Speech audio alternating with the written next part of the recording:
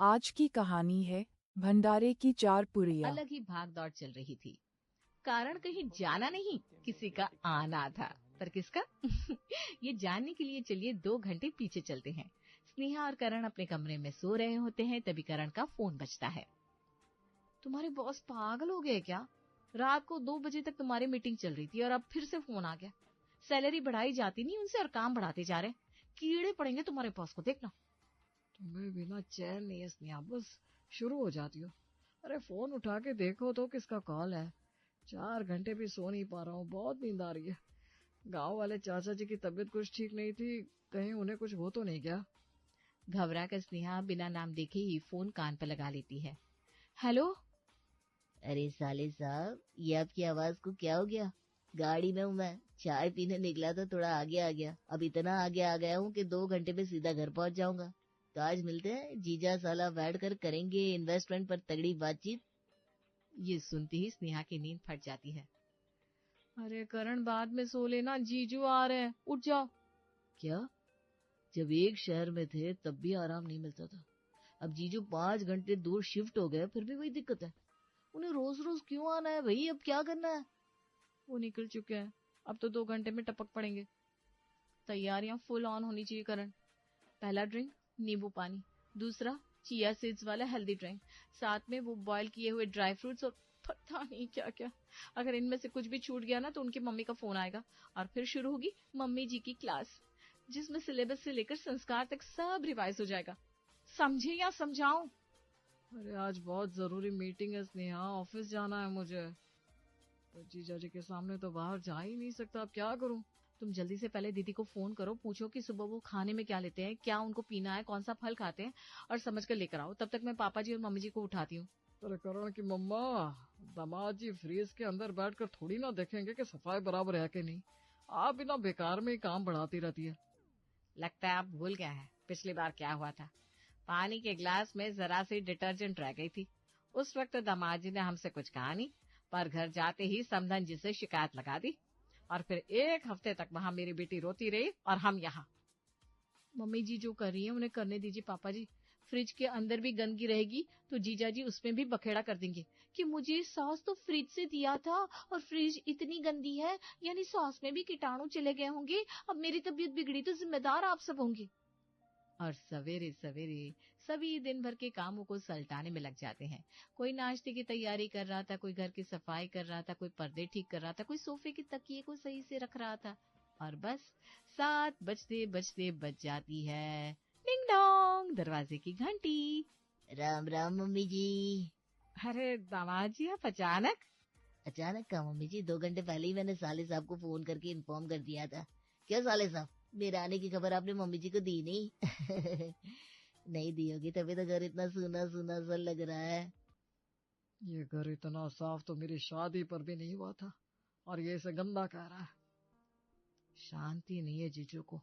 पिछली बार जब कह दिया था मम्मी को बता दिया है, तो इस बात पर कलेश कर दिया कि बताने के बाद घर की ये हालत है। और इस बार मम्मी ने सरप्राइजिंगली एक्ट किया, तब भी दिक्कत। मयंक को आए हुए 10 मिनट नहीं हुए थे कि उसके नखरे शुरू हो गए थे। कौन सा नींबू डाल दिया तुमने नींबू पानी में स्नेहा? छी छी छी छी छी। मैं सिर्फ पिंक लेमन ही इस्तेमाल करता हूँ। ओहो, अच्छा ये छोड़ो, नाश्ते की तैयारी कुछ की है कि नहीं? बिल्कुल जीजू, आपके नाश्ते में बिस्किट पिज्जा और पोहे पसंद है ना? ये सब मुझे पता है। सब रेडी है, अब जैसे ही आप कहेंगे 5 मिनट में सब हाजिर हो जाएगा। ठीक है, फिर मैं चाचा जी को बुला कर लाता हूँ, उनके बिना खाने में मजा नहीं आएगा।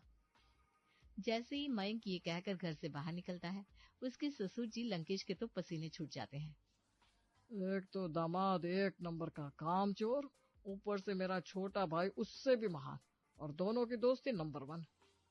आज तो तेरी बैंड बज जाएगी बहू। एक से दो ही रहे तो अच्छा है पापा जी, कहीं तीसरा कमजोर दोस्त भी जुड़ गया तो आपकी भी लंका में आग लग जाएगी। और मयंक वापस लौटता है अपने चाचा ससुर विनोद और मामा ससुर गोविंद के साथ। अरे बहना, तूने कहा था कि माँ की दी हुई सोने की अंगूठी तूने पिघलवा दी है, पर जितना मुझे याद है ये तो वही अंगूठी है। अरे गोविंद, तो खाने पर बैठना, बहू ने इतना स्वादिष्ट नाश्ता बनाया है। ये सोने चांदी की बातें तो बाद में भी हो जाएगी। स्नेहा सभी को नाश्ता परोसती है। करण भी सभी के साथ नाश्ता करने बैठ जाता है। साले साहब, तमीज बोलते जा रहे हैं आप। अभी बड़ों ने एक निवाला नहीं लिया और अब खुद खाने पर बैठ गए। वैसे तो हमारे साथ ससुर जी का भी बैठना नहीं बनता, पर चलो उम्र का तकाजा है, वो बैठ सकते। पर हाँ साले साहब, आप तो उम्र में भी छोटे हैं मुझसे और ओहदे में तो बहुत ज्यादा छोटे हैं।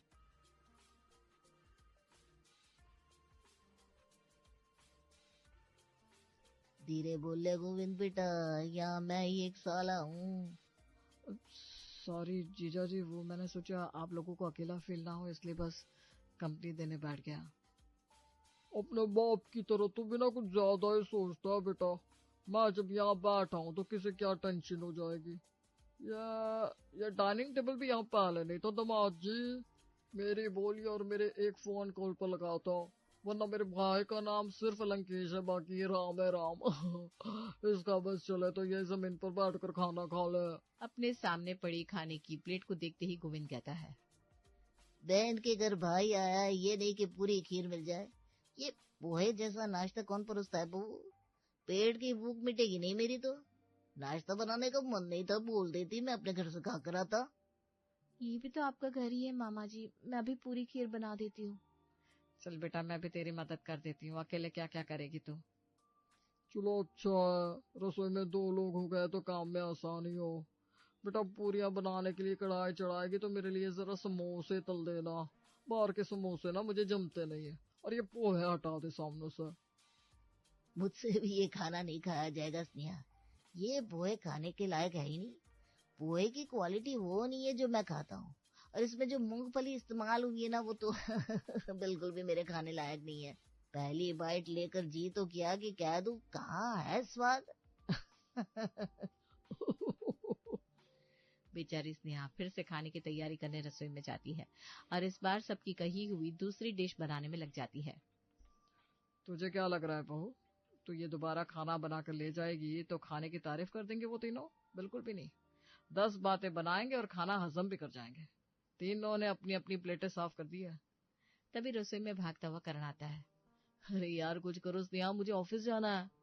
तभी हॉल से आवाज आती है, अरे साले साहब, कहाँ रह गए आप? सही वक्त पर गायब होने की बड़ी बुरी आदत है आपको। आइए, पत्तियां बट रही है। जल्दी आ जाओ बेटा, एक मैच हो जाए उसके बाद मेरे कंधे दबा देना, बड़ा दर्द है कंधों में। और पूरे दिन सभी का खून पीने के बाद 5 बजे तीनों की टोली घर से विदा होती है। दामाद जी यहाँ से निकले नहीं कि समधन जी का फोन आ गया। खाना अच्छा नहीं था, कमरे में सफाई नहीं थी, मेरे बेटे को भूखा ही आना पड़ा और पता नहीं क्या क्या।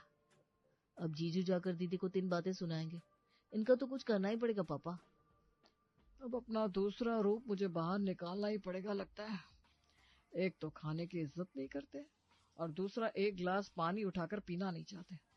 पर अब इस तिगड़ी से ही काम करवाऊंगा मैं। हर संडे तीनों को टपकने की आदत है ना, तो इस संडे तो तीनों आएंगे ही, पर इस बार खाना बहू या तेरी माँ नहीं बनाएगी। इन कामचोरों की टोली ही बनाएंगी और हमें खिलाएगी भी। और 2 दिन बाद ही लंकेश का पूरा परिवार मिलकर आसपास वालों को भंडारे के लिए न्योता देना शुरू कर देता है। ये तो बड़ा अच्छा काम कर रहे हैं भाई साहब आप। भगवान का काम है, कोई भी सेवा होगी तो हमें जरूर बताइएगा। बिल्कुल बिल्कुल, मैं तो आपको मौका जरूर देता, पर इस बार भगवान ने हमें ही पुण्य कमाने का मौका नहीं दिया। वो क्या है ना, प्रसाद बनाने का सारा जिम्मा मेरे दामाद, मेरे छोटे भाई और मेरे साले साहब ने ले रखा है। अब फिर भी कोई जरूरत पड़ी तो मैं आपको जरूर याद करूंगा। आसपास वाले दोस्त, सहेलियां और सभी जान पहचान वालों को न्योता देने के बाद पूरा परिवार एक साथ बैठता है। सभी को न्योता तो दे दिया, पर अब सारा काम गोविंद, विनोद और दामाद जी से करवाएंगे कैसे? करण बेटा, जरा अपने जीजा जी को फोन तो मिलाना। करण मयंक को फोन मिलाकर अपने पापा को पकड़ा देता है। अरे दामाद जी, हमें तो लग रहा था अच्छे कर्म हम कर रहे हैं, पर भगवान की कृपा तो आप पर है। क्या बताऊं, आज सुबह 4 बजे मंदोदरी को सपना आया कि माता रानी कह रही है कि भंडारा करवाओ और सभी को खिलाओ, पर मेरी सेवा करेगा तो इस घर का दामाद ही। अब हमारे तो एक आप ही दामाद है। हाँ, अगर आपकी इच्छा नहीं है सेवा देने की तो अलग बात है। अरे ये क्या कह रहे पापा जी? अब मम्मी जी को सपना आया है और माता चाहती है मैं उनकी सेवा करूं, तब तो प्रसाद आपका दामाद ही बनाएगा। और इसी तरह मंदोदरी एक कॉल अपने भाई को करती है और स्नेहा अपने चाचा ससुर को। अरे वाह पापा, क्या आइडिया दिया है। तीनों कामचोर मान भी गए। चलिए अब बाहर टेंट लगाने का इंतजाम करते हैं। आखिर माता की चौकी जो होगी। अब मजा आएगा ना। जय माता दी। और शनिवार की रात से ही करण, मंदोदरी और लंकेश अपने अपने काम पर लग जाते हैं। सुबह 4 बजे तक एनी हाउ पहुंच जाइएगा जीजा जी। आपका हाथ लगे बिना तो प्रसाद बनने का काम शुरू होगा ही नहीं। अरे गोविंद, तो सुबह 4 बजे तक पहुंच ही जाना। प्रसाद के लिए बर्तन तुझे ही लाने हैं ना। हाँ भैया, फिक्र मत कीजिए, माता ने बुलाया है, देर विनोद करेगा नहीं। और अगले सुबह 4 बजे तीनों की तिगड़ी विनायक भवन के दरवाजे पर पहुंच जाती है। अरे कोई मदद करने के लिए भी नहीं है क्या? इतने भारी बर्तन है। अरे जरा हाथ तो लगा विनोद। मुझे लगा पता नहीं किस क्वालिटी का राशन सब यूज करेंगे, तो मैं राशन लेकर आया हूँ। पर गाड़ी से राशन उतारूं कैसे? चलिए आप दोनों मेरी मदद कीजिए। आफ्टर ऑल मैं इस घर का दामाद हूँ। तू इस घर का दामाद है पर प्रभु का नहीं। माता की कृपा चाहिए तो दिल खोल कर मेहनत तो करनी पड़ेगी।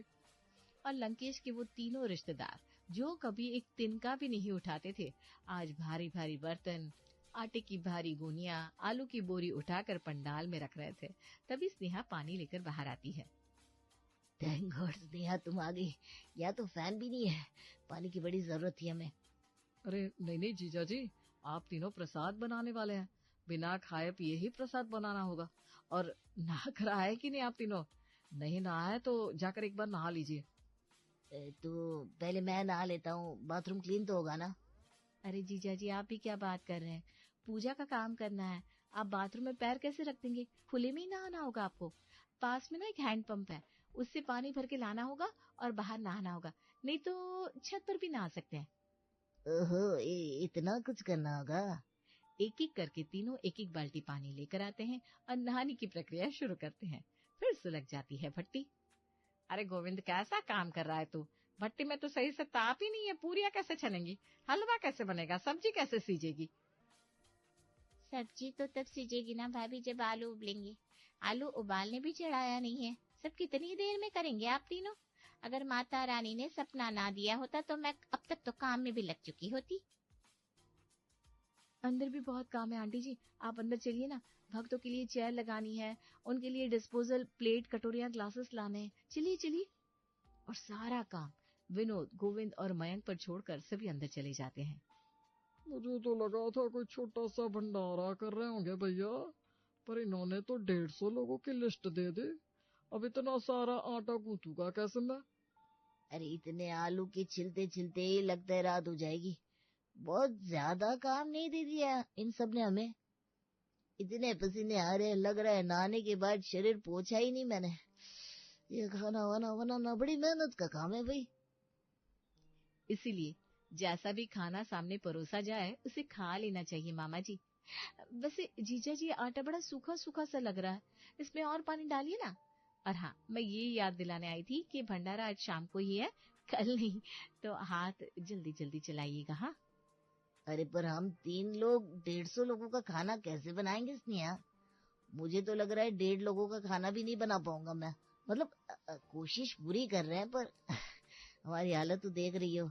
अगर कोई और भी सेवा में हाथ बटाना चाहता हो तो कुछ लोगों को मदद के लिए भेज दो ना। भेजती हूँ ना जीजा जी।